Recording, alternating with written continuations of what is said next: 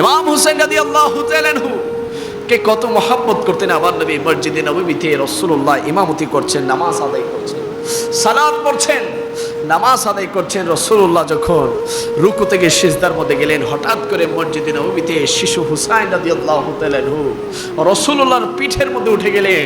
আমার নবী সিজদা দেওয়া অবস্থায়, আমার নবী সিজদা দেওয়া অবস্থায়, আর উপর দিকে উপরের মধ্যে ইমাম হুসাইন রাদিয়াল্লাহু তাআলা আনহু আমার নবী সিজদা থেকে উঠে না, সিজদা থেকে উঠে না, সিজদা থেকে উঠে না। প্রায় 2, 4, 5, 10 মিনিট অতিক্রম হয়ে গিয়েছে, আমার নবী সিজদা থেকে উঠছে না, আমার নবী সিজদা থেকে উঠছে না। পেছনের সাহাবায়ে কেরাম যারা নবীর সাথে নামাজ পড়ছে তারা চিন্তা করতে লাগলো, কল্পনা করতে লাগলো, হাই হাই রাসূলুল্লাহ কেন সিজদা থেকে উঠছে না, কি হয়েছে আমার নবীর, কি হয়েছে আমার নবী কেন সিজদা থেকে উঠছে না। যখন ইমাম হোসেন রাদিয়াল্লাহু তাআলা আনহু পিঠ থেকে নামলেন, সাথে সাথে আমার নবী সিজদা থেকে উঠলেন। যখন সালাম ফিরালেন নামাজ শেষে, সাহাবায়ে কেরামরা বলতে লাগলেন, ইয়া রাসূলুল্লাহ, আজ এত লম্বা সিজদা আপনি কেন দিয়েছেন? আপনি তো সাধারণত 3 তাসবিহ, 5 তাসবিহ, 7 তাসবিহ, 9 তাসবিহ, 11 তাসবিহ পরিমাণ আপনি নামাজের মধ্যে জামাত সহকারে যখন নামাজ আদায় করেন আপনি এইটুকু পরিমাণ আপনি সিজদা দেন, কিন্তু আজ দীর্ঘ সময় ধরে আপনি কেন সিজদা দিয়েছেন? রাসূলুল্লাহ সাল্লাল্লাহু আলাইহি সাল্লাম বলতে লাগলো, ও সাহাবীরা, তোমরা তো দেখো নাই আমার পিঠের মধ্যে কে ছিল। আমি যখন সিজদার মধ্যে গিয়েছি আমার পিঠের মধ্যে আমার কলিজার টুকরা হুসাইন উঠেছিল।